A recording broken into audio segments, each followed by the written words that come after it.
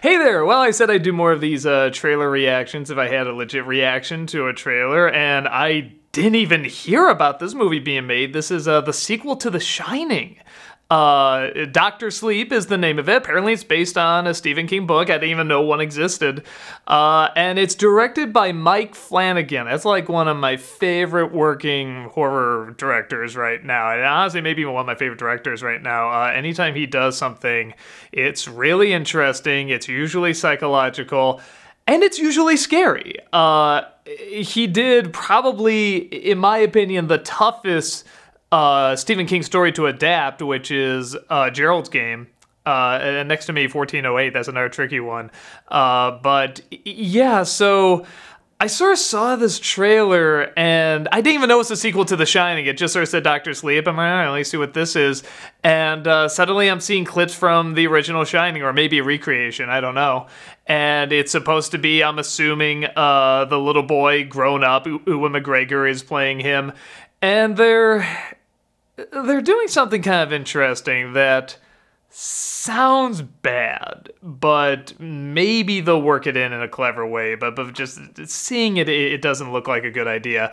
It looks like they're trying to recreate the original Shining. Like, they're either recreating it the same way like Spielberg did with Ready Player One, or they're just using clips, like the original clips. Like, I never saw the boy from the back. It seems like it's shot like in widescreen, though, where I think the original was more of like a square aspect ratio, but I could be wrong. But you gotta do one of two things. You either gotta go full out different style, like just own your different style, you know, from the last one, which can be tricky too, you know, like Ridley Scott tried that in Hannibal, and that was a very different style, you know, but at least it's like, okay, this is clearly Ridley Scott, you know, doing his thing.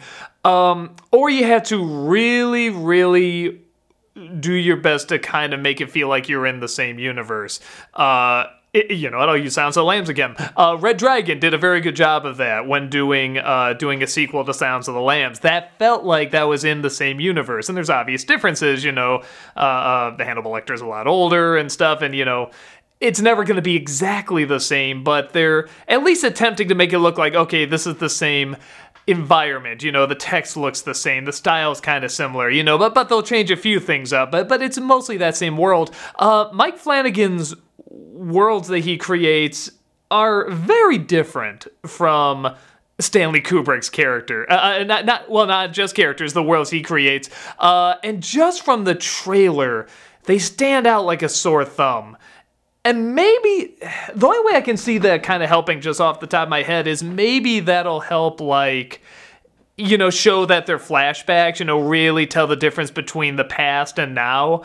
But I don't know, like, what the purpose of that would be necessarily, because it's not like, oh, back then it was much more happy and rose-colored glasses. It's like, no, it's pretty depressing. It's The Shining.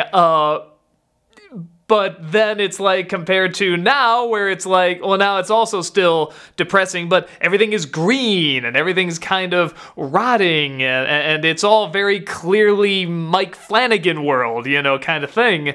And I feel like those two shouldn't be competing. They shouldn't have to do that. You should feel like you're in the same world. Now, the one thing Flanagan, I think, does fantastic is he really captures Stephen King characters. Again, I'm thinking of Gerald's Game.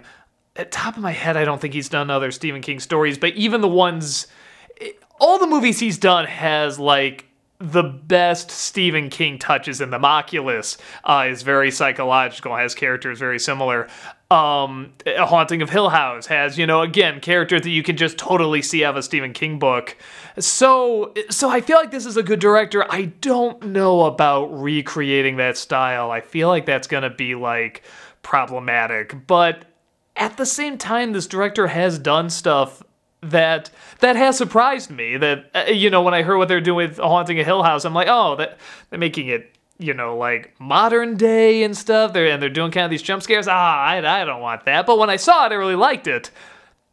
Ending sucked, you know, like a lot of people say, but I mean, like, majority of the show, really good, and legit scary too, and the studying of the character ties into the scares. So I feel like this is a good director to do this. Man, I don't know about just having that same style or cutting to the same footage. I just feel like that's going to be so distracting. It's going to be like, again, not to go back to it, but Hannibal, when, you're supposed to believe like these are kind of the...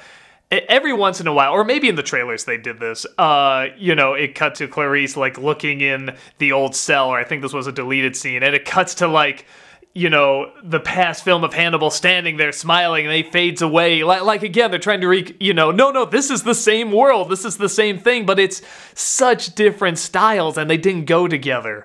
So that's kind of my big concern. And then Ewan McGregor's always a great actor.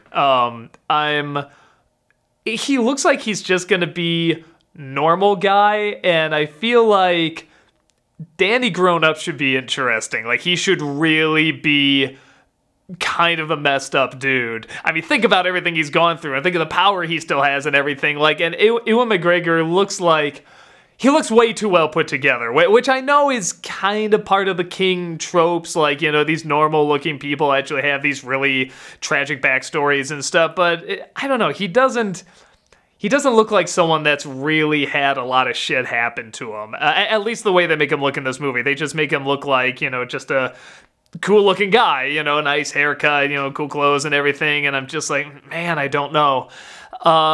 So just going by the trailer, if I didn't see Mike Flanagan's name on this, I'd be like, I don't know, this doesn't look like anything. This doesn't look like it'll be good. But because his name is attached to it, I am kind of curious.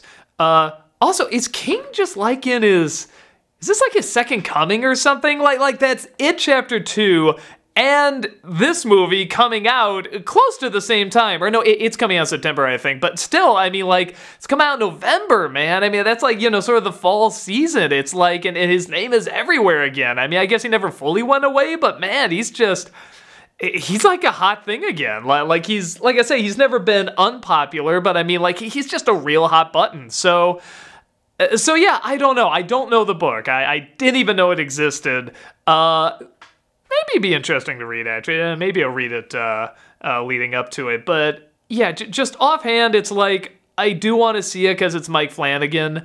The rest has me a little concerned, but again, that name really carries a lot of clout. So I'm hoping it's really going to be kind of his usual good stuff. Like, it really plays to his strengths. I think if it's anything like Gerald's Game, I think it's going to be fantastic. I don't even know if it's going to be like straight up horror, maybe. No, it has to be. You can't do like a Gerald's Game where there's like just little horror elements. It's like, no, it's gotta be. It's The Shining. It'll also be interesting seeing how, King and Kubrick had very different versions of The Shining and what they saw there.